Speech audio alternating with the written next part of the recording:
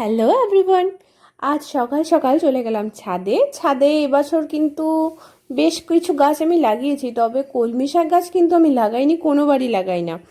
তো জানি না কেন বেশ 6-7টা টবে একা একাই কলমি শাক গাছ হয়েছে এবং সেগুলো ভীষণ হেলদি।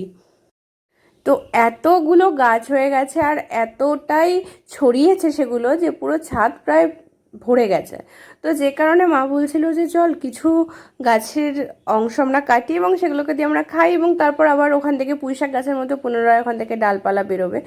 তো সকাল সকাল চলে গেলাম ছাদে আর মার সাথে গিয়ে বেশ কিছুটা শাক আমরা নিয়ে এলাম ছাদ থেকে। দেখো ছাদে গাছ চাষ না করেই আমরা কতটা শাক পেয়ে গেলাম। ভালো লাগে কিন্তু মাঝে মাঝে এরকম কিছু না করেও কিছু পেতে। যাই হোক, বেশ এতটা মতন শাক পেয়েছি। তো ভাবছিলাম যে নেক্সট টাইম কি ছাদে কোনো শাক চাষ করব, কারণ শাক তো বেশ ভালোই হয়েছে, এমনকি গাছ না লাগিয়েও ভালো হয়েছে।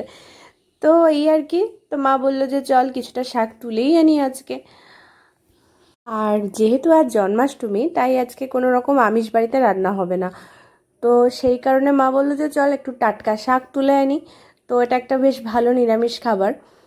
যাই বলি, আমার কিন্তু বেশ মজা লাগছিল ব্যাপারটা, তার কারণ আমরা গ্রামে থাকি মোটামুটি, কিন্তু এটা কিন্তু প্রপার গ্রাম নয়।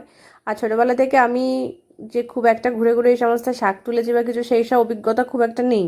তো যেহেতু বাড়ির ছাদে হয়েছিল, ভালো লাগছিল বেশ তুলতে। যাই হোক, ভিডিওটা এতটাই থাকলো আজকের জন্য। তোমাদের যদি ভিডিওটা ভালো থাকে অবশ্যই চ্যানেলটা সাবস্ক্রাইব করো, ভিডিওটা লাইক করো। তো চলো আজকের জন্য বাই বাই, দেখা হচ্ছে নেক্সট ভিডিওতে।